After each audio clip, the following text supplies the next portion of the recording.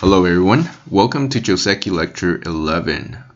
Last time was a really long video, but I covered a lot of interesting variations and very practical moves that you can use in your game. Today we need to wrap them up because there's some other worrisome variations the opponents can play, and that was not covered in the last lecture. So let's briefly recap what we talked about in the last two lectures. First, I recommended everybody to play this small knight. Very good move. And when your opponent played the low 3-space extension, we test him out. He cap on the top, and we can Hane connect, solid corner, awkward follow-ups, some awkward follow-ups that black has to worry about, right? And as black, you can be very flexible and play globally. Equal game. And we also mentioned that as black, against this type of formation, you can attach and go to the corner. This is just a recap from the first lecture for the kick joseki, and we have the following setup. So black got a little bit of squeeze in sente, but white completely solidified the corner.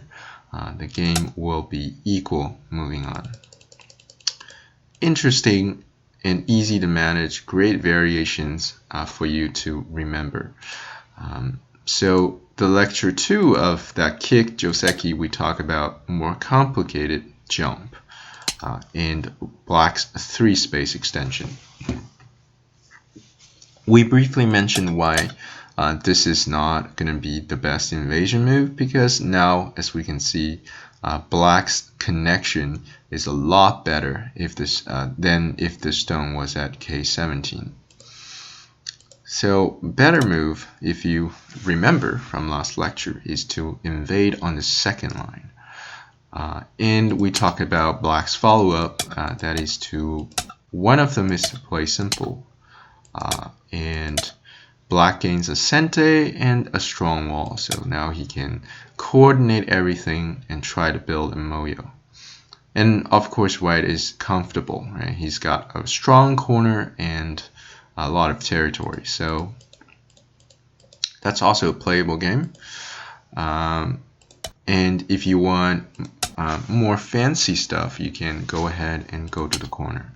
White will extend down, and now we can come back and block. White needs to go ahead and kill the corner, and we can achieve a very thick group towards our right side.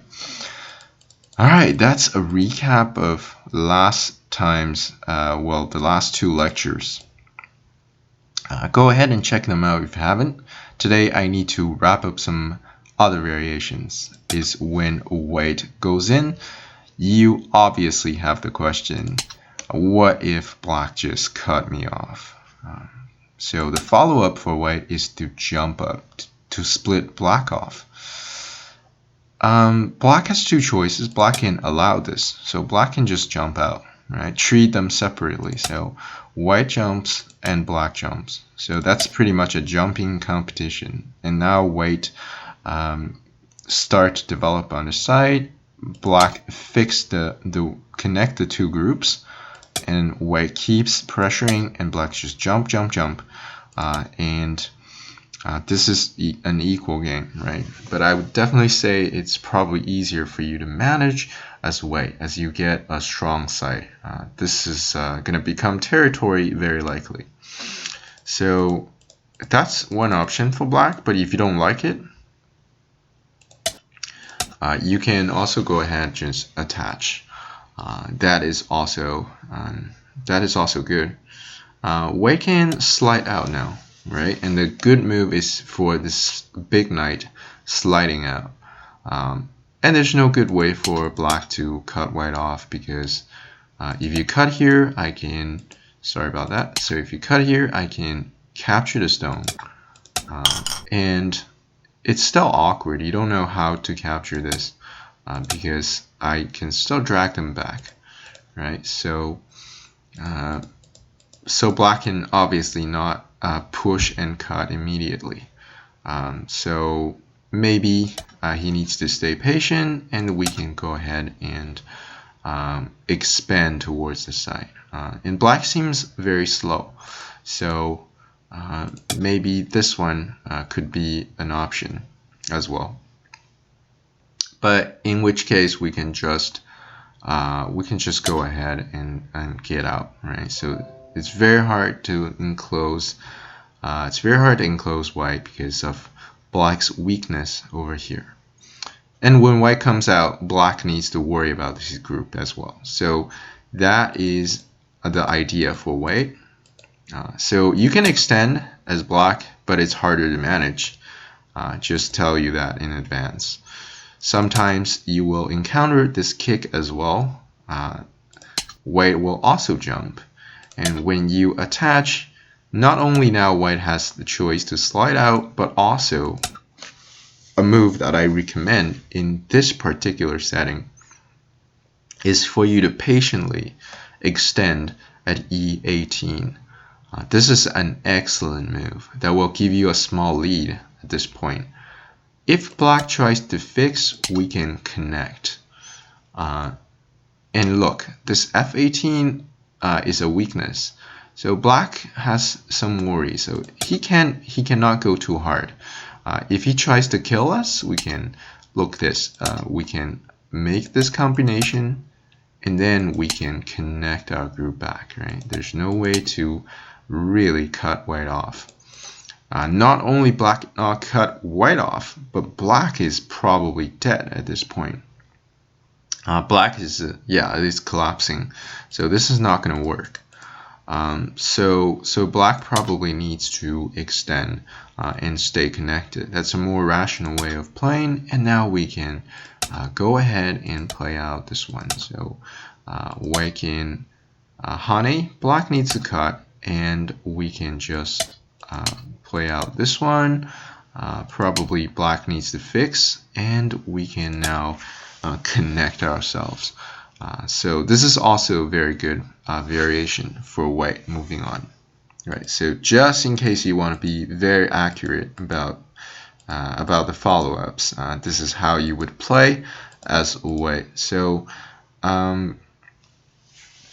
and of course, if black tries to do this, well, there's just a lot of weakness for black, right? So this is also this is also a good variation. Moving on for white.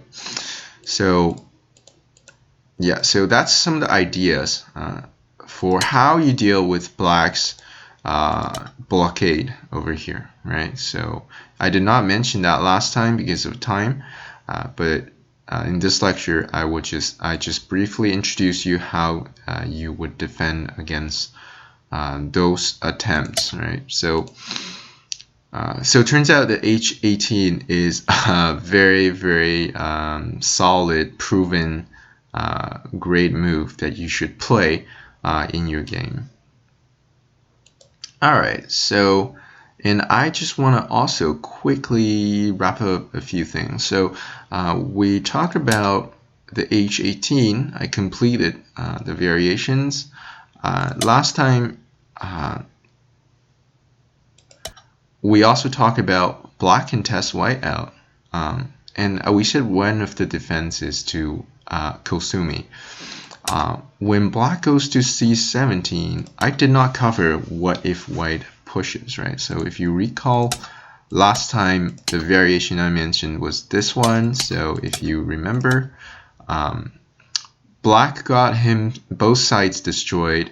And of course, white has nothing, but he got some influence, transferring this influence towards the bottom side. So that's also equal game. But sometimes, white pushes, and what do?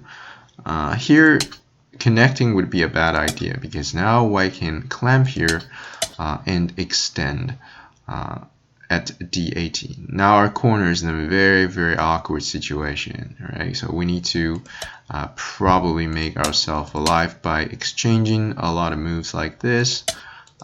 So, well, first of all, these moves are, you know, they're just not great. And we have to live in Gote pretty much. So that's a very, very bad result for black. So the correct move is for you to think flexibly and Hane here. White is going to follow up with b17 because anything else won't work, right? Like this one will not work out, and this one they used to work, but it doesn't because of the b15 stone. You still have to sacrifice your corner, right? If you play this one, I have the b15 stone helping me out. So the best play is to actually Hane and black connect himself because this is quite big, and white needs to fix the b16 weakness. So this is also a playable game for both sides, but I personally really like black because now black has the sente, and then he can connect everything, and he got the the corner is gone, right, in sente for black. So that's really good. And I think you should like black as well. Easier to manage. So probably a better way to play is still the variation I talked about last time. Alright, this completes the variations from the last lecture, and then I'm pretty confident you will feel very comfortable playing the kick in your games. Excellent defense against the approach to your start point. Just to end, I want to also quickly mention the defense. So you see, sometimes your opponent just tests you out with the c17, and I see a lot of players don't know what to do against it. So let's talk about two defenses which are not so great. One is to block here. Black obviously gonna Hane. And let's talk about the worst one. So the worst one is for you to play this one. So this is in the textbook, right? Obviously black cannot extend because now we have the f18 and the b18 in a Mii situation. But black will be more than happy to just take. And you have to fix and check. Black got all these in sente. This invasion will never happen again because of how thick black is, and white's corner is small. So this happened in textbook, but I don't understand why, right? Like this should not be in the textbook. You need to erase this variation from your mind. So white cannot accept this kind of variation unless you have to live, right? If you don't play this, you will die. Then go ahead and make yourself alive. But the 99% of time, right, that you're not gonna die, this is not acceptable. A slightly better one is to just squeeze at a d17. But I mean, this is also not excellent because black got these two in sente, and check later on, not right now, later on he's got this, right? So this is going to be a big move. So not ideal either. So what's the best defense against black's c17? In some other books, maybe they will talk about the d17, but I mean, this is just really weak too. Later on, black has the Kosumi, and there's a lot of aji in the corner, so not a great idea either. So the best move is for you to counterattack. And black, if black plays the b15, we should not block here, right? So if we block, black will stir up some chaos here. So that's not great. Our best move is to patiently defend over here. So black cannot push because we can Hane. When black cuts, we can push.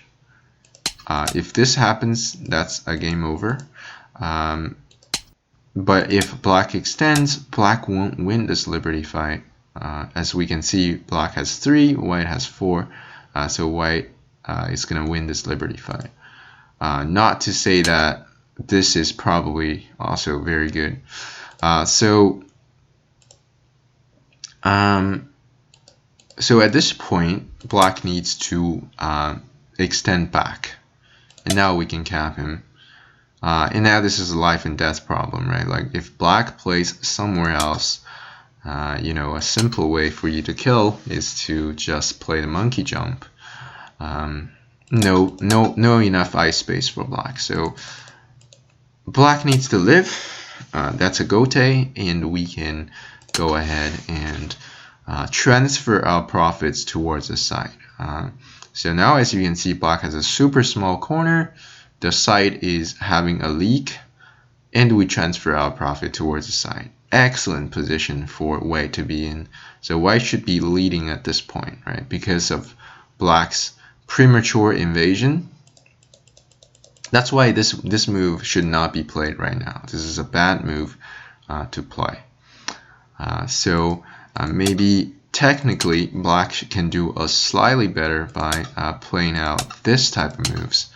But I mean, it comes down to pretty much the same thing, right? Like if you don't play I go to b19, you're still dead, so need to go ahead and make yourself alive. And white can play out the same variation, and this is a bad outcome for black, right? This won't compensate for white, what white got and what black lost here. So I hope you know, this is not like a main topic, but I just want to tell you, if you choose this formation, you need to know how to defend against the c17. And the way for you to do that is to counterattack, right? And so in a game of Go, I don't really know if you are 10Q or 5Q or 1 dan, but I want you to have the right mindset to start with, because when you have the right mindset, that's how you can become stronger faster. So the right mindset is to not back down, but rather you should go ahead and counterattack, right? When you have the counterattack in mind, that's how you will level up really, really quickly, right? And I guess that's also the goal of my channel, is for you to have the high quality mindset, the high quality ideas, the correct ideas. That's how you learn fast. All right, so hopefully after this you know how to defend your corner formation, and you know how to think flexibly. There's nothing on the board of Go that you cannot give up. As long as you have compensations from elsewhere, you will be fine. All right, so this lecture will really end our lesson on the kick, right? So in the next lecture, we'll cover something else. I hope by this time you are very comfortable with this kick, and you should use them in your game and hopefully show off your fancy moves and get yourself a nice lead in the early game. If you liked the video, give a thumb up. Don't forget to subscribe to my channel to follow up with my joseki series. It's having new videos very, very frequently, so follow up with that. And thank you for watching, and I will talk to you guys next time.